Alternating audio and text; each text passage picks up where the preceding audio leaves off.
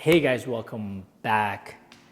Pablo here. Just another quick little update for you. Yesterday we had the countertops delivered and installed.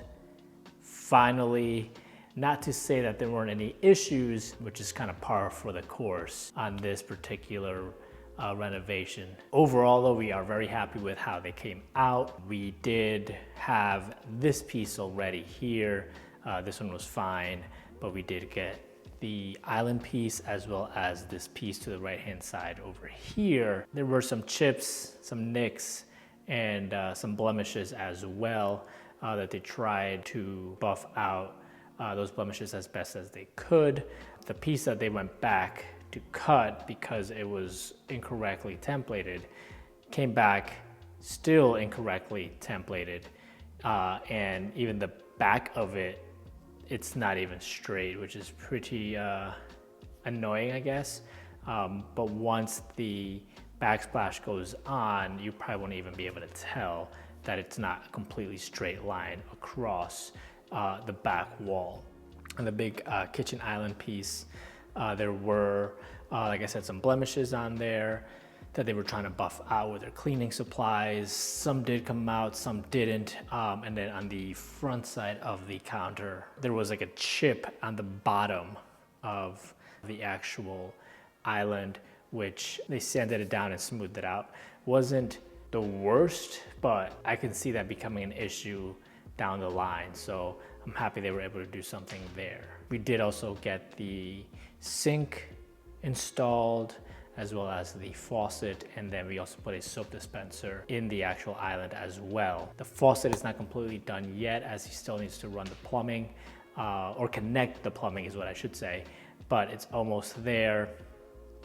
The range is in its spot. It does need to get raised slightly, as well as the dishwasher is in its spot. And again, that also needs to be connected to the plumbing. So a few things to know with the Dekton or Dekton countertop is that, from what I've heard, what I've read, and even the installer yesterday was saying that this particular stone or this particular countertop is susceptible to these types of blemishes, chips, or nicks more easily than, let's say, a quartz. And when you get a darker color like this, a matte black color, those types of imperfections are going to show up even more. Maybe in something that's lighter, you won't see these things as much, but being that it's, dark color in this matte, so there's no gloss to it, or very little gloss to it, you can see those things way more. So you're gonna notice those imperfections. You're gonna have to be cleaning these surfaces even more because you'll see dust, or anything a lot more than you would on something that is a little bit lighter. That's what I've noticed with these particular countertops, especially with the one that we've had there for a while. You see so many more things that I feel like in something that was a little bit lighter, you wouldn't see as much. Another thing to note is that the edge of the countertop, I feel, is not as uniform in color as the top is. There's parts where it looks like washed out gray, or it looks like it's dirty, there's something on there, but you really can't clean that off. So I don't know if that's just with this particular countertop, or maybe this is how this company did it, but in different parts of the countertop, the edge piece here, the side, definitely looks different in color. As we get back into our kitchen and really start using it, I'll be able to give you much better feedback on the actual countertop. So maybe in about, a month or two, I'll go back and I'll do a dedicated review on the actual countertops and my experiences, or our experiences with the countertop. It's the Dekton. This particular color is Sirius black.